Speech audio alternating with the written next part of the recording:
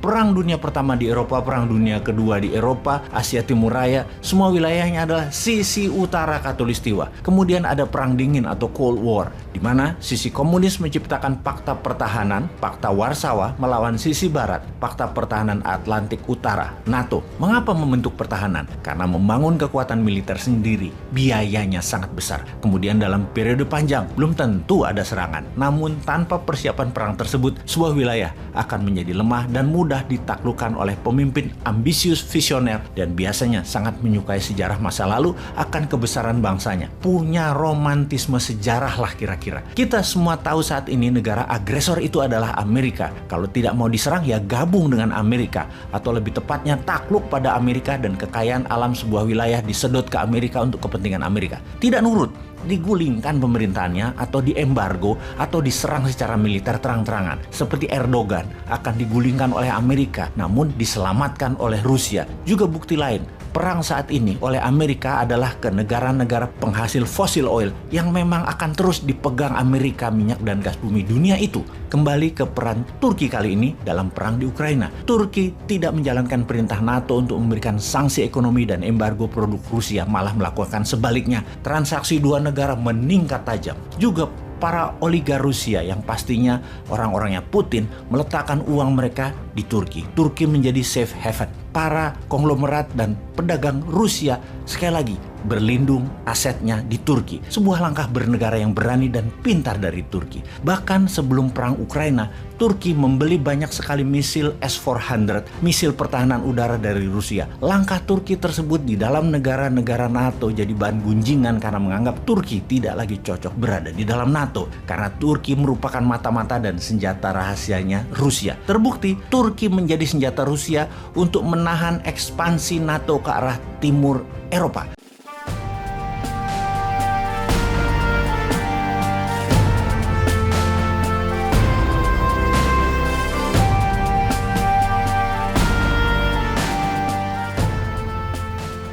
Masih tentang strategi Putin yang memiliki kekuatan bersama di Eropa dengan Turki dan kekuatan Rusia di sisa dunia bersama Tiongkok. Asli, keren langkah mereka ini. Untuk mereka menjadi global player, mereka mengambil langkah-langkahnya penuh dengan perhitungan. Seperti langkah Grandmaster catur berelo rating 5.000 kali ya.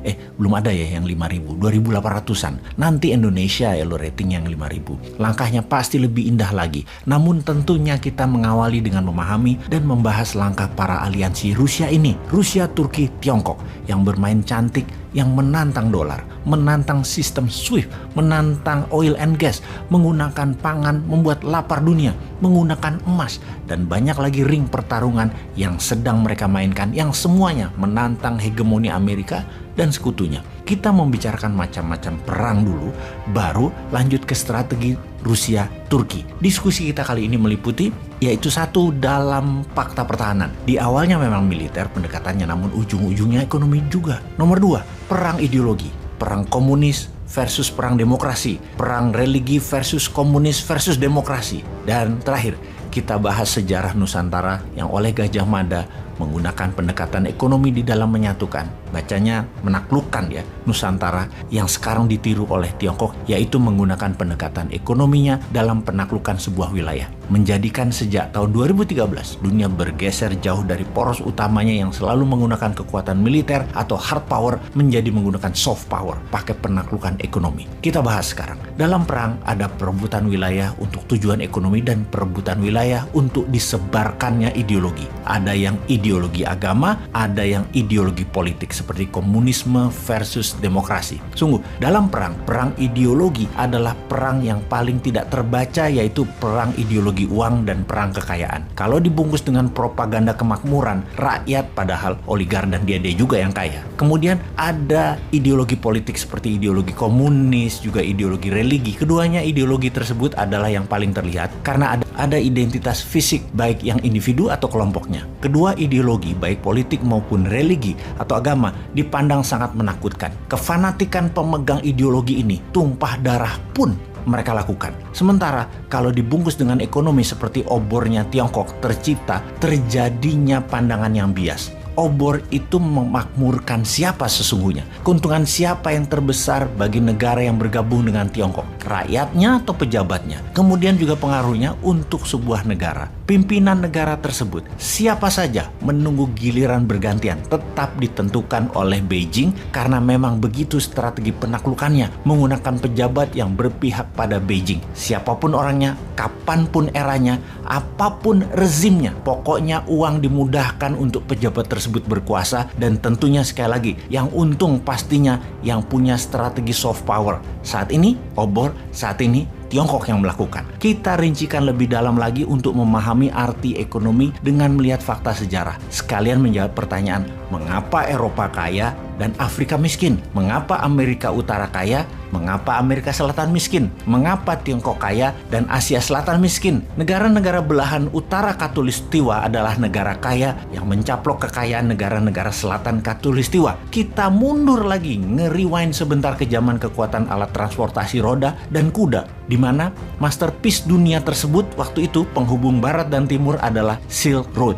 Pertukaran produk dan pengembangan produksi kertas Tiongkok, mesiu Tiongkok, rempah dan emasnya India, bahan baju dari India, sutra dari Tiongkok, dibarter piring, keramik, perhiasan Eropa, sampai kemudian kemajuan teknologi navigasi perkapalan dari Timur Tengah ke Eropa. Ketika dunia perkapalan tumbuh kurang dari 50 tahun di Eropa, Silk Road hanya dipakai kurang dari 20%-nya saja. Dunia lebih cepat terhubung melalui laut. Kemajuan teknologi permesinan Eropa menuntut banyak bahan baku. Kemakmuran Eropa menuntut makin banyaknya barang produksi, dan barang produksi memerlukan bahan baku. Inilah awal bangsa utara menjadi lebih cepat maju karena 4 musim membuat mereka selama ribuan tahun yang cuacanya keras, membuat mereka sekali lagi memiliki peradaban keras dan harus survive dengan banyak inovasi. Inovasi adalah kunci survival sebuah bangsa, dan kerasnya musim di wilayah utara Khatulistiwa yang kebanyakan adalah sangat ekstrim, mulai dari panas kering di atas 35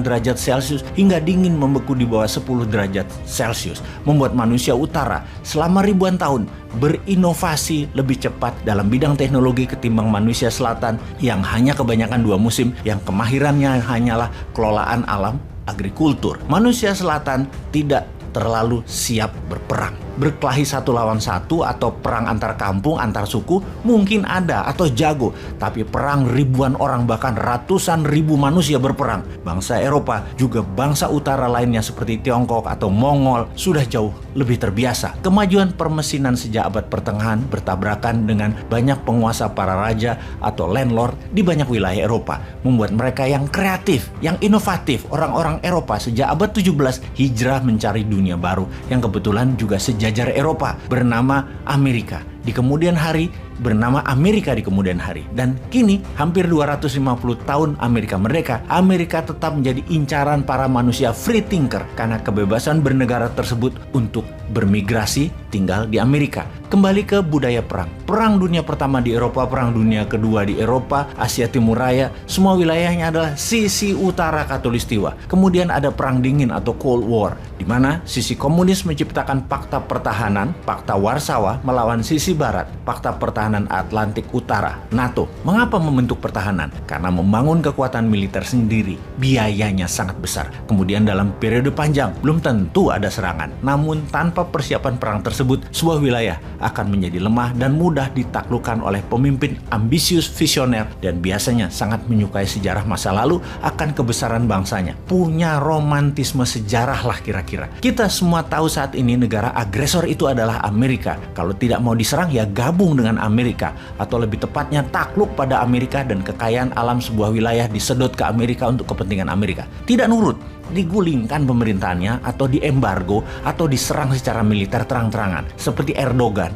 akan digulingkan oleh Amerika namun diselamatkan oleh Rusia. Juga bukti lain, perang saat ini oleh Amerika adalah ke negara-negara penghasil fosil oil yang memang akan terus dipegang Amerika, minyak dan gas bumi dunia itu. Kembali ke peran Turki kali ini dalam perang di Ukraina. Turki tidak menjalankan perintah NATO untuk memberikan sanksi ekonomi dan embargo produk Rusia, malah melakukan sebaliknya. Transaksi dua negara meningkat tajam. Juga para oligar Rusia yang pastinya orang-orangnya Putin meletakkan uang mereka di Turki. Turki menjadi safe haven. Para konglomerat dan pedagang Rusia sekali lagi berlindung asetnya di Turki. Sebuah langkah bernegara yang berani dan pintar dari Turki. Bahkan sebelum perang Ukraina, Turki membeli banyak sekali misil S-400, misil pertahanan udara dari Rusia. Langkah Turki tersebut di dalam negara-negara NATO jadi bahan gunjingan karena menganggap Turki tidak lagi cocok berada di dalam NATO. Karena Turki merupakan mata-mata dan senjata rahasianya Rusia. Terbukti, Turki menjadi senjata Rusia